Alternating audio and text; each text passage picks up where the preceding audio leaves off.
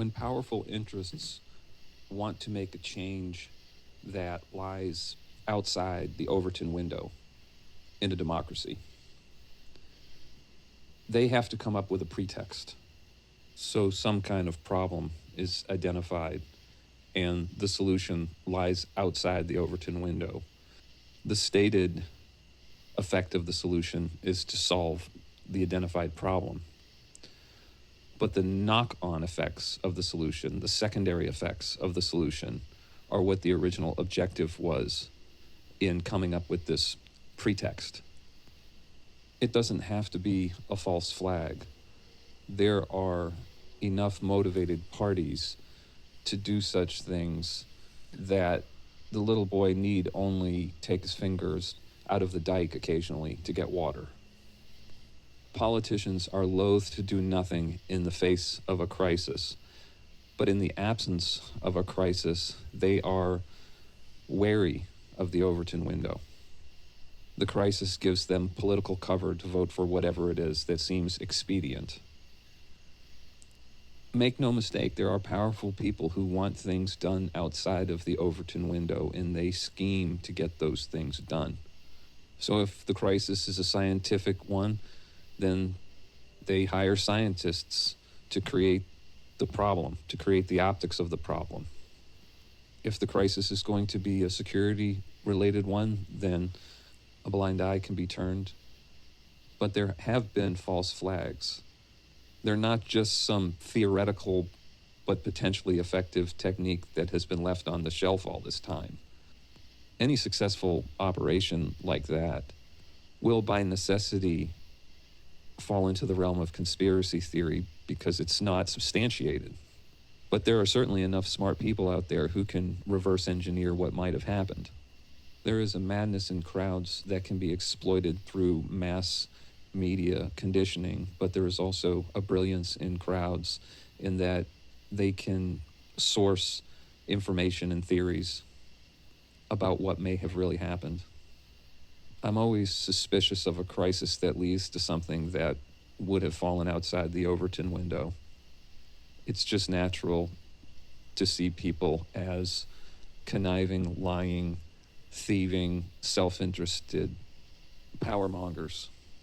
I can't think of a hierarchical system within the human race that doesn't attract people with such motivations, although it's possible to put in checks and balances, basically the no asshole rule, have a serious code of ethics that has teeth. Everything that speaks to you through money is controlled by somebody, and people assert their will over their domains. And people definitely have a perspective, an idea about the way the world should be. It's always good to be mindful of where the allegiances may lie of those who control what comes into your awareness or what you allow into your awareness. And perhaps you should curate what comes into your awareness and exclude that which is put forth by people with motivations that lead to a world you wouldn't want to live in. Every choice that's put before the public should be extrapolated out in the minds of the public to consider what the ultimate consequences will be and what precedent it sets. The thing about our mortality is that we have an intergenerational amnesia. Technology moves so fast now that we don't live in a way that's the same as our predecessors. And so our conditioning is different every generation. Different modes of living generate different kinds of character in people. People are like water in that they will follow the path of least resistance, meaning that if there's two ways of doing a thing and one of them is easier and gets the same result, a human is going to do that thing. That seems an easy choice. But when one technology replaces another, there isn't even a choice. Although the efficiency gains justify change on the surface, there's an impact on the culture. If it was just one thing, it wouldn't be a big deal. You have to be a certain age to see this happen firsthand. This idea of things having been harder, it's been with us forever. I'd say as long as there has been technology, there was somebody to say that they walked uphill in the snow to and from school every day. But the thing is that technology doesn't advance at a constant rate. It has a positive second derivative. It accelerates. And so the amount of time it takes to generate such a curmudgeon is not as long. We've diminished in a number of ways over the decades.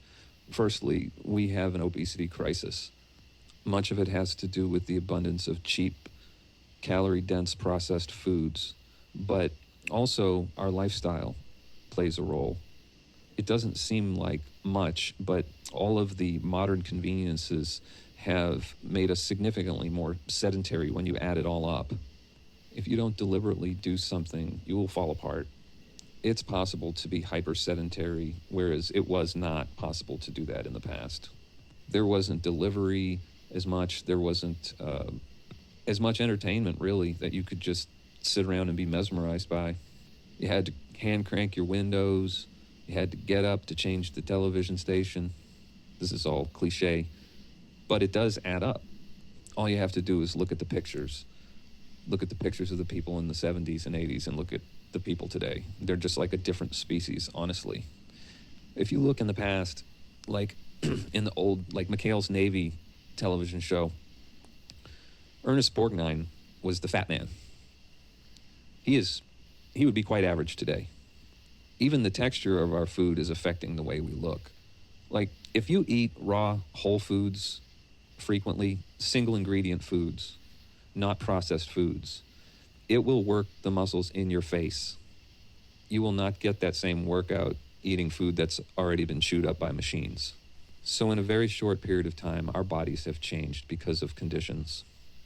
And if we didn't have pictures, we wouldn't really even know, possibly. But if this is what's happened to our bodies, what is happening to our minds? What is happening to our emotional intelligence? What is all of this convenience doing to our characters? It's really strange because on the one hand, we have supposedly easier lives, but on the other, we see all the human debris around us. I think it's like the table stakes just for surviving have gone up. If you're a capable person who has to work for a living, it's like you can see this machine eating up people. And you're seeing more and more the kind of people it's eating up are getting closer and closer to those who have had the same life chances as you, or maybe even had the same gifts as you.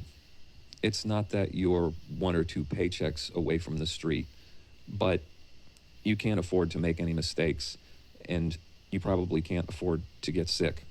The number of laws on the books, I don't think it goes down. It only seems to go up because politicians are loath to do nothing. There are really a finite number of ways, high level, that you can create a victim. There are myriad granular ways to do it, but essentially stealing from people or doing things coercive to them, harming them, these are all crimes that have victims. But the laws that proliferate and regulations that proliferate don't have identifiable victims. So you have things that are defined as crimes for which there are no victims. So it's like a game of Simon Says, basically. So there's mal prohibitum and mal in se. I may have pronounced that wrong. Mal prohibita, mal in se. Mal prohibita, those are things that are prohibited. Those are things, they're not necessarily bad in and of themselves, but they are prohibited by the state, by the lawgiver. And then mal in se are things that are bad in and of themselves. These are crimes that have victims for which people need to be removed from society. But the proliferation of laws on the books that represent, prohibitions against things for which there's no victim, like, like having a bump stock, or, some part on your gun that the ATF has decided is illegal, or, some substance that you may have that has now been deemed illegal. Or maybe you have purchased a combination of things that together have now been deemed illegal. It's a game of Simon Says, and it's possible to make a mistake unwittingly in such a game. The problem is that surveillance technology has gotten so advanced that, and the laws so numerous, that everybody is inadvertently breaking laws. And so the technology can expose pretty much anyone you want. It's like we're all lawbreakers and we're all under surveillance. And I'm not admitting to any crimes that I'm aware of in this video. But if we're all lawbreakers and we're all under surveillance, then the authorities can just pick and choose who they want to go after. Your Bill of Rights really doesn't mean anything. For example, the police can work around the Fourth Amendment very easily. First, they will just casually ask you if you have any illegal items, and if not, can they search your car? They'll say it like they're trying to sell you some jalapeno poppers in addition to your meal. Would you mind if I threw in a side of, can I search your vehicle? And you can say no, but they can say something like, oh, well, you seem nervous. I need you to get out of the car for my safety. And they can do that because of a court case, Pennsylvania versus Mims. And then when you get out of the car, they can maybe get a little view of something that would give them a reasonable suspicion to search further. And if that doesn't work, they can just call the canine. And hey, if the suspect turns out to have drugs, it's all fair game. But if they didn't have drugs, who's to say they're not hitting false positives on everybody just to get a free look-see? How does that get enforced? I would suspect, at the very least, there are lawyers who, since body cam footage is public, at least scour those films looking for potential violations. If they're not doing that, there must not be enough money in it, but I would think they should. But I do think the police departments can be sued, and I think they do get sued. So it's possible that lawyers are at least protecting our rights in that sense. The bottom line is we cannot have a society that is a game of Simon Says where the loser goes to jail and everybody can be made to appear the criminal. This is a problem of a surveillance state. Going back to the effects of technological acceleration on human beings, specifically the mind, there is an inverse relationship between happiness and the amount of time we spend in the timeline thinking about future and past. Every regret and every contingency, the pace at which information is presented dictates the number of mental balls in the air. We are exposed to happenings over a broader geography than in past eras, meaning that we're getting more detailed news from more different places, not just places far away, but every place in between. You can potentially learn what's going on. We're also getting more information about the granular details of people's lives through social media. We're also able to get a deeper look into politics, legislation, international diplomacy, the environment, health-related issues. The proliferation of content in media, to the extent that it's all being watched and the amount of time watching has increased, means that by necessity, the per capita volume of dross between the ears is greater than it was. It's a greater constriction on consciousness, a less expansive state of being, one that is hemmed in by cares. Jesus said something along the lines of, today has enough troubles of its own. This is a hugely powerful spiritual practice, something so simple.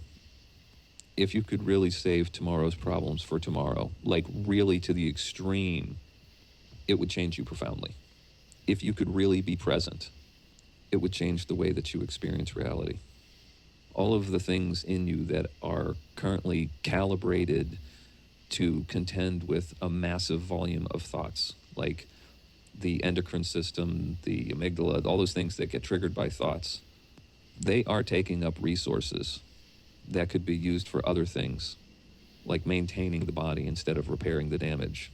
And then just from an emotional standpoint, being present means that there's no transference of emotional energy to things that weren't associated with it, because there's no ongoing inner narrative to agitate the emotions. So, like when somebody is ruminating angrily on something and then something unrelated to that happens to them, their reaction is bigger than it would be otherwise. And so, if you're just present all the time, you're not walking into situations with this kind of momentum of agitation to bring to it. But what we see in people today is the inverse of that. There is less spaciousness in them. There is less presence in them. There is more thinking about today's troubles, tomorrow's troubles, the things of the past, the identity that's cultivated by our media and institutions, all the identifiers that are a protectorate of the self. They have to be guarded. There are borderlines that have to be pissed on. Despite the fact that we could have easier lives with the technology we do, the problems we perceive between our ears will negate that benefit and make us feel as if we live in a worse world than we actually do. Because the scope of things that we're being exposed to is too broad. There was a song written by Squeeze back in the 80s called It's a Heartbreaking World If You Want It to Be. And it talks about some events that could really break your heart if you paid attention to them. And your potential to be exposed to such events is practically unlimited if you want it to be. And unfortunately, people have a taste for such things, but they stay with them. If there's no presence, then attention dwells in memories. And not only do those trigger, but they preclude the alignment with the moment. And there is something in the moment that's beyond its content. I'm not going to sit here and tell you that enlightenment isn't real or that it's no change. There is most definitely a change possible. One that takes away the hunger that motivates pathological behavior. A state of being that so eclipses what predominates that there's never a sense that if only I had this thing, then everything would be fine. The pursuit of such things requires a mental tapestry that is seen as mutually exclusive to the peace that such a thing promises. The mind promises a bounty while it sits on your treasure. The things that the public is being fed through media come at the cost of an unknown spiritual inheritance.